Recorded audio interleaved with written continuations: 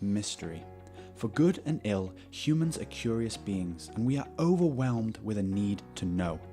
Throughout history, we've been awed and overwhelmed by majestic and inexplicable sights, strange phenomena that our brains just can't help but want to unravel.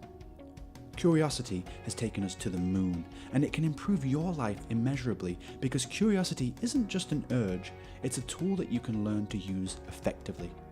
Studies have shown that being curious has a unique effect on our brains. Discovering something new or linking together pieces of disparate information produces the same reaction as getting free money or falling in love. It's a pleasurable stimulus, and you can actually use this to your advantage. Stay curious, inspired, and creative. Now, Neil Armstrong's story. Neil Armstrong showed a great curiosity throughout his life. It started when he was just a kid, when he became enraptured by flight and airplanes. He actually learned to fly and got his pilot's license at 16 before he'd even learned to drive. After a brief stint as a Navy pilot and finishing college, Armstrong joined up with the forerunner to NASA as a test pilot. Under them, he flew every kind of plane and aircraft imaginable, including the X-15 rocket plane, which could reach 4,000 miles per hour. In 1963, Armstrong joined the astronaut program and began making trips into space. He was the commander of the Gemini 8 mission, where 2 vehicles docked in space successfully for the first time. But his greatest accomplishment would come in 1969, when he led the Apollo 11 mission to the moon. During their module's descent to the surface, Armstrong noted that their landing site was too rocky to be safe and had to reorient and find a new spot as they were landing. Despite the odds, he pulled it off, with only 1% fuel left in their landing rockets. At 10:56 p.m., Armstrong exited the module and took the first step on the moon, giving the famous line, "One small step for man, one giant leap for mankind." Upon his return, Armstrong remained devoted to aeronautics and space travel for the rest of his life.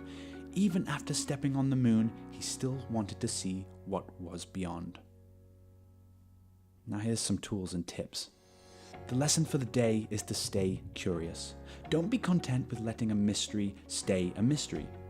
Idle wondering is great, but simply being awed by the wide, wonderful world around you is likely not going to help you learn anything.